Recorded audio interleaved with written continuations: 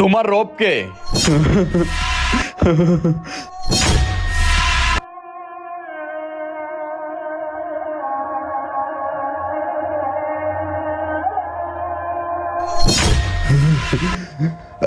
আল্লাহ।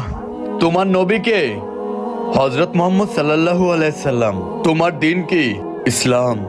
যাও, তুমি জান্নাতে চলে যাও, তুমি আল্লাহ তাআলার নেককার বান্দা। আল্লাহু আকবার। এই তোমার রব কে?